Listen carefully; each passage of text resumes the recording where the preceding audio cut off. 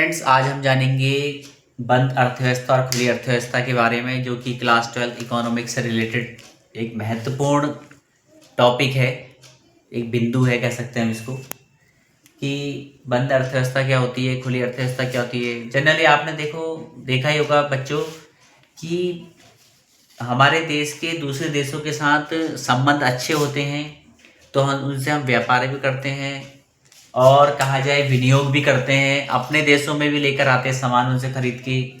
और कुछ देशों के साथ हमारे संबंध अच्छे नहीं होते हैं, तो हम क्या करते हैं, वहाँ से अपने जो आर्थिक संबंध है, मतलब व्यापार की दृष्टि से हम क्या कर लेते हैं, उनको क्लोज कर लेते हैं।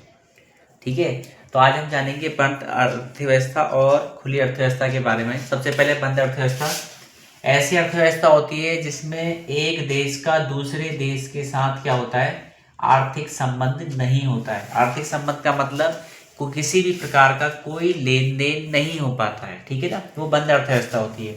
और वहीं हम जानेंगे खुली अर्थव्यवस्था में ऐसी अर्थव्यवस्था जिसमें दूसरे देशों के साथ आर्थिक संबंध स्थापित होता है। इसका मतलब ये है कि हम एक देश दूसरे देश से किसी प्रकार की वस्तुओं को या सेवाओं को क्रय कर सकता है और वहां भी बेच भी सकता है। ठीक है, दूसरा अंतर जानेंगे कि बंद अर्थव्यवस्था में जो आपकी जीडीपी होती है, ठीक है, इसको बोलते हैं जीडीपी। जीडीपी का मतलब है ग्रॉस डोमेस्टिक प्रोडक्ट, मतलब सकल घरेलू उत्पाद। और जो आपकी एक नेशनल इनकम है, नेशनल इनकम, ठीक हो गया, नेशनल इनकम का मतलब राष्ट्रीय आय।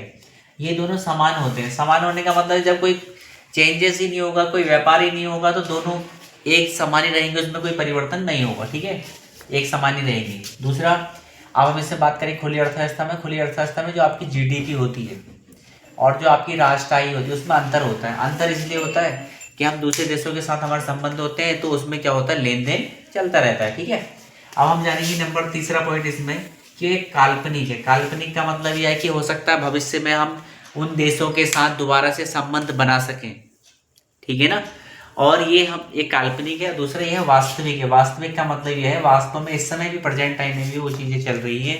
ठीक है ना, वास्तव में लेन देन हो रहा है। ठीक है, नंबर 4 की बात आती है कि पूंजी निर्माण कम होना। पूंजी निर्माण कम तो होगा ही होगा कि जब हम दूसरे देशों के साथ कोई संबंध ही नहीं बना पा रहे हैं, ना ही लेन देन कर पा रहे हैं। बिल्कुल सही समझ रहे हो आप कि लेन देन नहीं कर पा रहे हैं, और दूसरा यह है कि कोई विनियोग ही नहीं हो रहा हमारे देशों में, तो पूंजी कैसे ग्रो होगी, उसकी कहा जाए जीडीपी कैसे इंक्रीज होगी, हो ही नहीं पाएगी, क्योंकि कोई इन्वेस्टमेंट हो ही नहीं पा रहा है।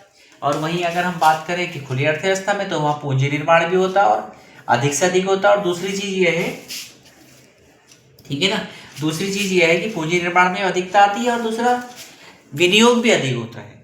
ठीक है, तो ये बहुत सामान्य सा क्वेश्चन है। ठीक है, आई होप कि आपको ये सब समझ आया होगा।